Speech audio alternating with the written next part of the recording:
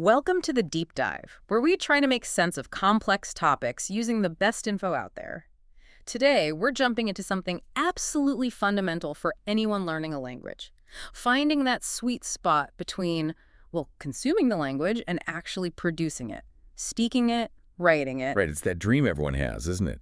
You want to just walk up to someone, open your mouth, and boom, fluent conversation, automatic. Like you're not even thinking about grammar rules. Exactly. Effortless. But getting there, that's the tricky part. Is it mostly about just soaking it all in? Yeah. Endless listening, tons of reading. Or do you really need to push yourself, force yourself to speak, even when it feels awkward and, frankly, maybe a bit painful? That's the core dilemma we're exploring in this deep dive. We're looking at the whole input versus output thing. Yeah, the classic debate. On one side, you've got comprehensible input, or CI, that's the idea, heavily linked with Stephen Krashen, that understanding messages is how you acquire language. And on the other, Comprehensible output, CO. Researchers like Meryl Swain really brought this forward, arguing that producing language, speaking and writing, plays its own crucial role. It's not just practice. It does something specific for learning. Okay, so let's unpack that a bit. Is learning a language more like, I don't know, eating a giant feast of information, just absorbing it all? Or is it more like practicing a really complex dance move over and over, the output, the physical act? Well, what the research and the sources we looked at suggest is it's actually both, but maybe not in the way you'd expect. Input seems to be the main engine. It builds everything up. Okay, so input drives it. Definitely. But output is essential for, like, solidifying that knowledge, making sure you can actually use it when you need it. It tests you. It cements things. So what's the big takeaway up front? What does the data generally point towards in terms of like a practical strategy? The overall picture, looking at how people successfully acquire languages, strongly suggests you need way more input than output. The general recommendation that keeps popping up is something like an 80-20 split. 80% input, so listening and reading most of the time. Yeah, the vast majority. That's what builds the foundation, the vocabulary, the feel for the grammar. That other 20% output, though, that's your high-impact time for making it stick and making it usable. All right, let's dive into that 80% first then. Why is input considered so fundamental? Okay, comprehensible input, CI. It's a huge buzzword in language learning, right? But what does it actually mean? It's not just listening to the radio in Spanish, is it? No, definitely not. That's a common mistake. CI is specifically input listening or reading that you can mostly understand. But crucially, it contains language elements, maybe words or structures, that are just a little bit beyond what you already know. The famous I+1. Exactly. Yeah. I is your current level, and +1 is that next little step. It has to be comprehensible enough that you follow the main message, but challenging enough that your brain has something new to process and ideally acquire. And this ties into Krashen's big idea about acquisition versus learning, doesn't it?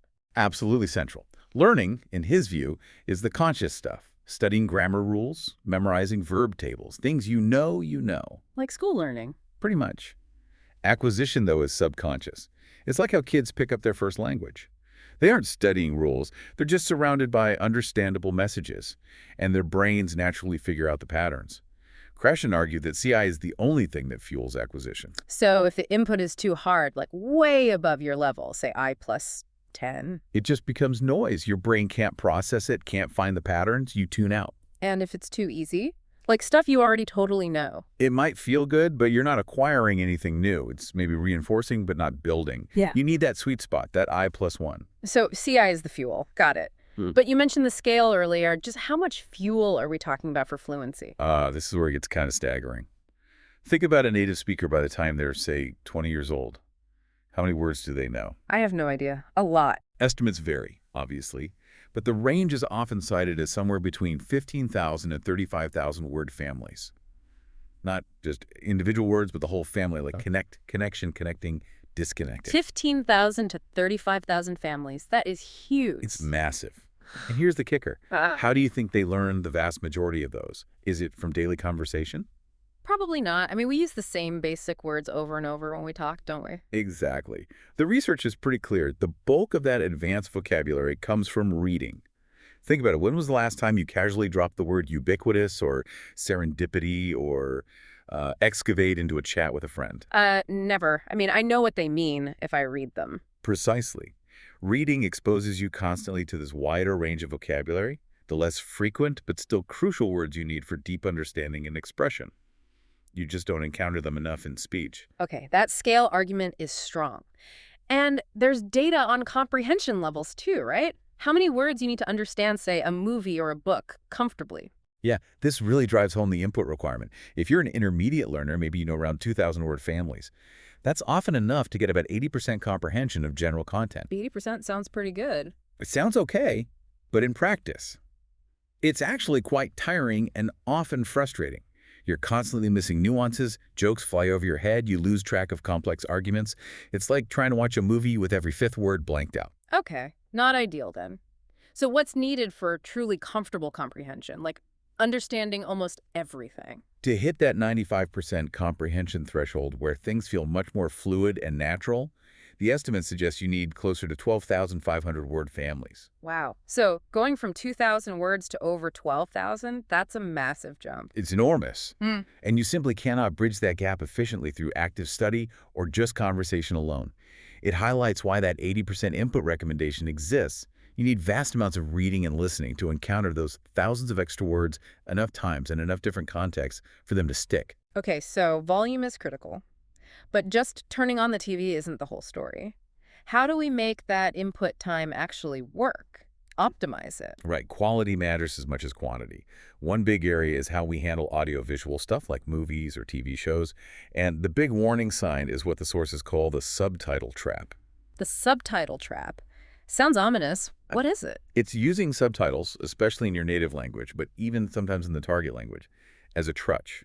See, reading is just easier for our brains than decoding fast, connected speech with unfamiliar accents and rhythms. Okay. So if the subtitles are there, your brain naturally defaults to the easier path. It reads the text. You feel like you're practicing listening, but you're actually practicing reading. Ah, so you're bypassing the hard work your ears and brain need to do to process the sounds. Exactly. You're training your eyes, not your ears. And your listening skills stagnate because they aren't being challenged. The recommendation is pretty blunt. Turn them off. Cold turkey. What if you understand nothing? Well, maybe not if the material is truly impossible without them. Mm-hmm. If you're catching less than, say, 50%, maybe keep them on for a bit or find easier material. But the goal should be to ditch them as soon as you can possibly follow the gist without them. Force your ears to adapt. Okay, ditch the subtitles. What else helps optimize input? Another really powerful technique is bridging reading and listening directly, pairing audiobooks with the actual text. How does that work? Read along. You can, or you can read a chapter then listen, or listen then read. The key is getting both inputs for the same material. And it works especially well if you choose something you're already familiar with. Like a book you loved as a kid, but now in your target language. Or the novelization of a movie you've seen 10 times. Perfect examples. That familiarity provides massive context. You already know the plot, the characters, what's generally happening. So your brain isn't struggling with basic comprehension and new language simultaneously. It frees up mental energy to focus on the language itself. Right. And the audio component is crucial. It trains your ear not just on individual words, but on the flow, the rhythm, the intonation, how words get mushed together in natural speech. Things that look clear on the page can sound totally different when spoken quickly. The audio link is vital. That makes sense. And for visual media, why are movies and TV shows often recommended over, say, just listening to the news, especially earlier on? Visual context. It's a huge comprehension aid. When you're watching a scene, you see people's faces, their body language, the setting, the actions. All those visual cues help you guess the meaning of unknown words or follow the conversation, even if you miss some bits. It helps keep the input comprehensible, closer to that I+1. Exactly. News radio or even many podcasts often lack that rich visual context. It's just a stream of audio. That's great for advanced practice, but for intermediates, the visual support in TV and movies makes the input much more accessible and less overwhelming. Okay, one more trick mentioned was using summaries beforehand. How does that work? Yeah, this is a neat one, especially if you're tackling something complex, like a documentary or maybe a dense series. Before you watch it, find a summary of the episode or topic online. Wikipedia is great for this. In English. Read it in English first, maybe to be sure you understand the content. But then here's the trick. Switch the Wikipedia page or find another summary to your target language. Read that. Ah, I see. So you're preloading the key vocabulary, names, plot points in the target language before you even start watching. Precisely. It primes your brain. When you then watch the actual show, a lot of the crucial language is already familiar. The input feels much easier to understand, and you can focus more on absorbing the nuances and reinforcing those key terms. It boosts comprehension significantly. So tying this all together for part one, the reason we dedicate maybe 80% of our time to this kind of optimized input is fundamentally because that's how the brain seems hardwired to acquire language structure naturally. That's the core idea. You can't really force your brain to skip developmental stages in grammar. Explicit rule learning has its place, maybe, but the deep intuitive grasp of how the language works seems to come from massive exposure to patterns in context, like kids learn. Building that huge internal library of correct examples. Yep. And that just takes a staggering amount of time and exposure, far more Yes. time than you could ever spend just practicing speaking. The input builds the foundation. Okay, so if input is 80%, building the library, what about that crucial 20%? What exactly is output speaking and writing doing for us cognitively? Why isn't input enough on its own? Output serves a fundamentally different but equally vital function. It's primarily about retrieval practice, testing yourself, forcing your brain to find the information, not just recognize it. Retrieval practice, like trying to remember a name versus just recognizing when you hear it. Exactly like that. And this isn't just about practice makes perfect. There's some cool neuroscience involved. When you try to retrieve a word or a grammatical structure from memory, whether you succeed or fail, actually it triggers specific processes in the brain. Oh, really? Like what? Well, the effort of trying to recall seems to signal to your brain that this piece of information is important. And successful retrieval, in particular, is linked to the release of chemicals like dopamine in the brain's reward and memory centers, places like the hippocampus and the striatum. Dopamine. So retrieving language feels good to your brain. In a way, yes. It's like your brain gives itself a little reward, a little neurochemical pat on the back, saying, hey, we needed that information and we found it. Let's make that connection stronger so we can find it easier next time. Wow. So output is like a drug-fueled memory party for your brain. Maybe a bit of an overstatement. But the core idea is right. It chemically reinforces the neural pathways. It makes the memory more stable, more accessible for future use. A blank page when you're trying to write, or the pressure of needing a word right now in a conversation, that pressure forces the retrieval attempt, which then strengthens the memory.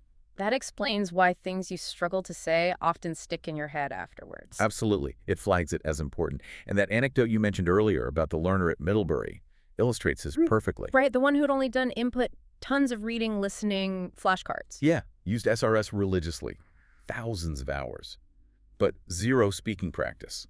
Arrives at this intense immersion program and is totally stunned to realize they could think complex thoughts in French.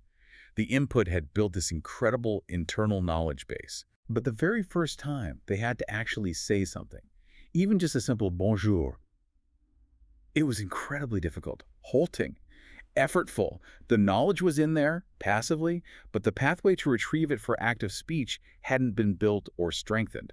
That first bonjour was the start of building that pathway through output. So input builds the potential, output builds the access route. That's a great way to put it. And this directly connects to the other key function of output, making mistakes, or rather, noticing your own gaps. Output helps you figure out what you don't know. Precisely. Merrill Swain's output hypothesis really focuses on this. When you just listen or read, semantic processing, you're focused on understanding the meaning. But when you try to produce language speak or write, syntactic processing, you're forced to grapple with the structure. How do I form this sentence correctly? Which verb tense do I need? Is this the right preposition? And that's often when you hit a wall. Yes. You realize, uh-oh, I thought I knew how to say this, but I actually don't. Or, I know the word, but I have no idea how to conjugate it here. That moment of realizing the gap that's incredibly valuable, it turns an unknown unknown, you didn't even know you didn't know it, into a known unknown. Now you're aware of the specific gap. And that awareness primes you to learn it. It makes you pay attention. The next time you encounter that specific structure or word in your input, your brain is more likely to notice it and absorb it because it's now relevant to a problem you personally experienced. So the advice for writing, for example, is just write and don't worry too much about perfection initially. Exactly. The sources suggest aiming to make mistakes quickly when you write. Get your thoughts down. Try to express yourself. Then, crucially, get feedback. How? Use tools. Find an affordable tutor on a platform like italki just for corrections. Use language exchange partners. Even advanced tools like Google Translate or dedicated grammar checkers can give you a decent idea of where you went wrong, although human feedback is usually better for nuance. And getting corrected on your own writing, your own attempt to say something specific. That correction must stick way better than a random textbook exercise. Hugely better, because it's personally relevant. Yeah. It's fixing a problem you had trying to express your thought. Your brain flags that correction as high priority input. It's probably the most potent form of input you can get. Makes sense. And what about spoken output, social interaction? Super important. Provides opportunities for what's called oral rehearsal, trying things out. Pair work, group discussions, conversation circles. These are lower stakes environments where you can test your hypotheses about the language. You try saying something, see if it works, get immediate feedback, even just a confused look is feedback, and adjust. And how should teachers or partners handle errors in that kind of setting? Jump on every mistake? Generally, no. That can really raise anxiety, what Christian called the effective filter. If you're constantly being corrected, you might just shut down. So what's better? A more effective approach, often mentioned, is recasting or modeling. If a learner says, "Yesterday I goat," the other person might naturally respond, "Oh, you went somewhere yesterday. Cool." They gently model the correct form in their response without explicitly saying, "You made a mistake." Subtle. The learner hears the correct version right after their attempt in a natural context. Right. It provides the correction without the pressure or potential embarrassment, keeping motivation high. Now, there was research comparing input and output activities directly, wasn't there? Structured input versus structured output. Yes, that's really interesting stuff. Structured input SI activities focus learners on understanding meaning from input containing a specific target feature, but they don't have to produce it. Structured output SO activities require them to actually use that specific feature in speech or writing. And the results? Did one clearly beat the other? The surprising finding in some studies was that they produced pretty similar results on post-tests that measured both comprehension and production ability, at least for the specific grammar point being targeted. Whoa, okay. So targeted output practice can be almost as good as targeted input practice for learning a specific rule. It seems so for narrow grammatical features. This suggests that output isn't just for fluency or noticing gaps. The act of retrieving and using a specific structure can itself strengthen the representation of that structure in your brain. However, There's a but. there's a big but. Input is still king for the sheer volume needed. Output activities are great for drilling down on one tricky verb tense or preposition. But you can't possibly do structured output exercises for the 12,500 word families and countless grammatical patterns you need for fluency. Only massive input can provide that scale. So output is like a targeted laser beam, input is the floodlight. Excellent analogy. And collaboration seems to boost the effectiveness of that laser beam. Studies found that when students wrote collaboratively, they worked through problems together, took more risks, and negotiated how to say things. Sharing the load. Right. And interestingly, their writing often became significantly longer and more complex after doing collaborative tasks, possibly because the shared effort lowered the individual anxiety. Which brings us back to that effective filter thing. Output affects our emotions, our motivation. Hugely. The effective filter is that sort of emotional shield. High anxiety, low motivation, lack of confidence. These things can literally block language acquisition, even if the input is perfect. And output can lower the shield. Successful output experiences definitely can. When you manage to communicate something, even imperfectly, and you're understood, that's a massive confidence booster. Activities like free writing after a discussion or just having a relaxed chat where you feel heard can lower anxiety and increase motivation. And that makes you more receptive to the next batch of input. Exactly. The research in second language acquisition, SLA, consistently shows these effective factors are really powerful. Output isn't just cognitively useful for memory and noticing gaps. It's emotionally vital for keeping you engaged and lowering the barriers to absorption. It fuels the whole cycle. Okay, so we have this 80-20 framework. Load up on input, then use strategic output to lock it in and test it. How do we make both parts as efficient as possible?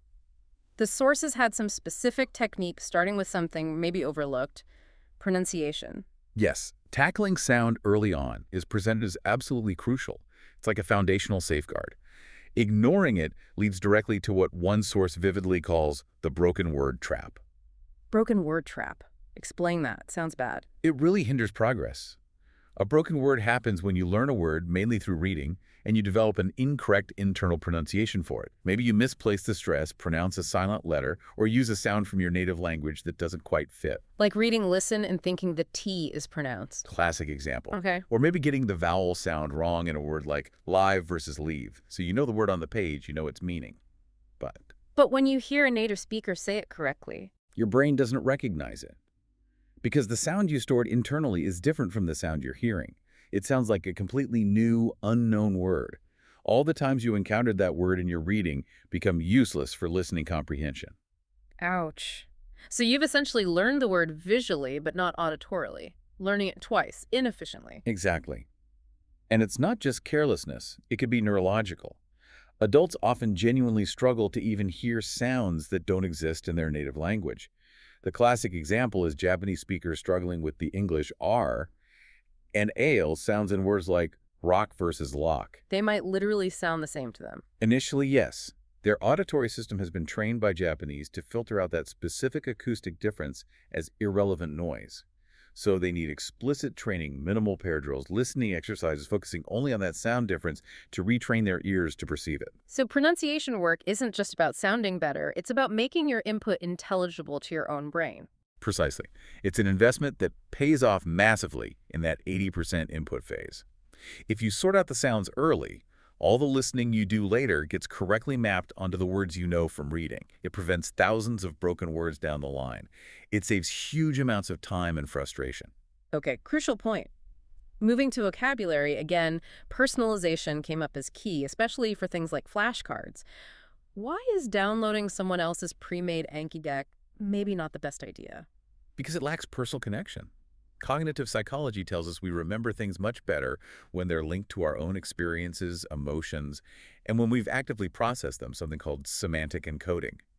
A pre-made card is just data someone else compiled. It hasn't gone through your own mental filters. Right. Your brain tends to see it as less relevant, less important. The real power comes from the process of creating your own learning materials. Like making your own flashcards. Yes, or writing your own summaries of things you read, or keeping a vocabulary notebook where you write sentences using the new word that relate to your life.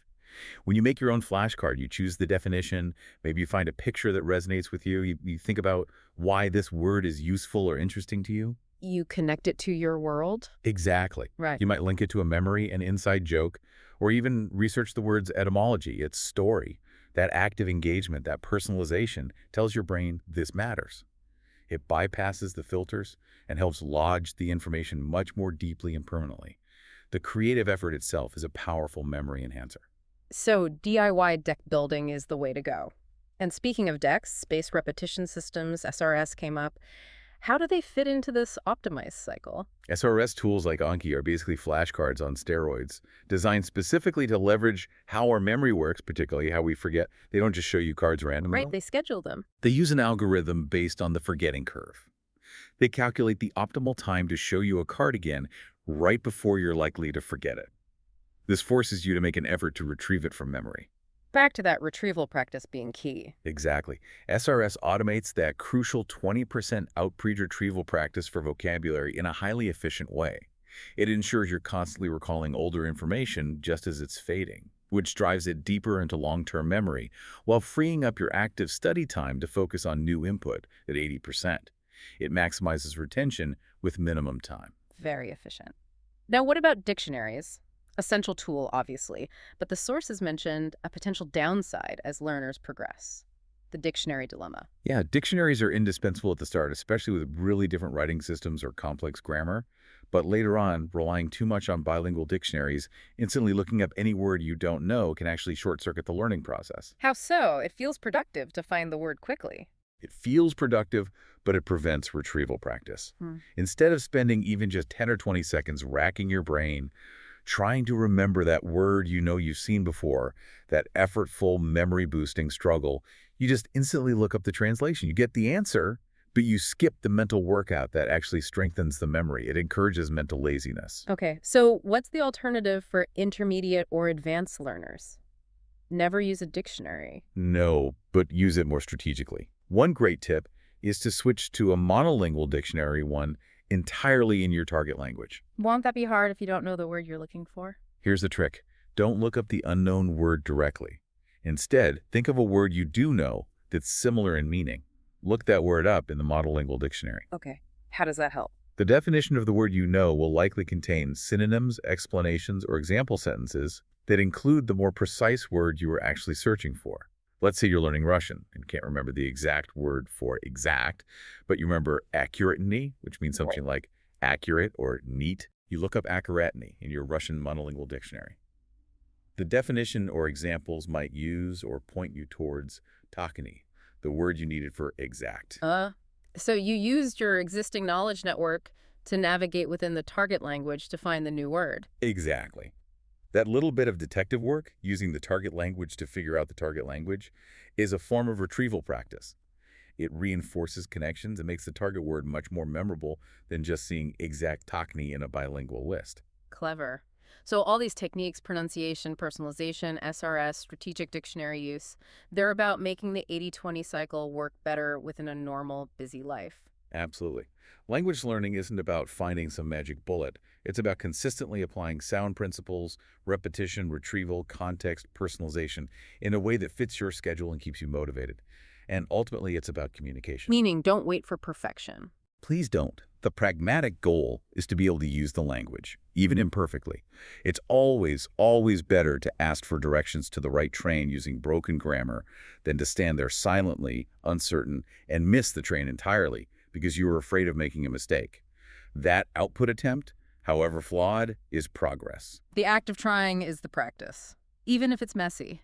Especially if it's messy. That's often where the best learning happens. Hashtag outro. So wrapping this all up, the big picture from our deep dive seems pretty clear. Input, that 80% chunk, is absolutely the engine. It builds the vast library, the vocabulary, the intuitive feel for grammar. You need massive amounts of comprehensible reading and listening. But it's not the whole story. That 20% output speaking and writing isn't just optional practice. It serves critical cognitive functions. It's the testing ground. Right. It forces retrieval, which triggers those memory-boosting chemicals like dopamine. It strengthens neural pathways, making your knowledge accessible, not just passive. And crucially, it reveals the gaps. It forces you to notice what you don't know, turning unknown unknowns into known unknowns that you're then primed to learn from future input. It provides that essential feedback loop. The 80-20 recommendation isn't about minimizing output. It's about recognizing the sheer scale required for input while acknowledging the unique power of output to cement knowledge and drive usability. You need both, but in that kind of ratio for efficiency. We saw how adult learners can actually be quite efficient, leveraging existing knowledge, but still, success hinges on that commitment to massive input combined with strategic, effortful output. And that output often involves making mistakes. We talked about how that moment of struggle, of realizing you can't say what you want to say, is actually incredibly valuable for learning. It creates an emotional tag, a personal relevance that makes the subsequent learning stick. So if making mistakes, hitting those walls during output, is maybe the most effective learning tool we have because it forces our brains to pay attention and remember, then here's something to think about. Knowing that failure during output is the fuel. What specific, slightly uncomfortable output activity could you deliberately try this week? Maybe one that pushes you just outside your comfort zone. Could be sending a short email in the language, recording a 2-minute voice memo summarizing your day, trying to explain a hobby to a language partner. Something where you know you might stumble, but you do it anyway, specifically to leverage that productive failure. How can you use that 20% to actively seek out the errors that will drive your progress?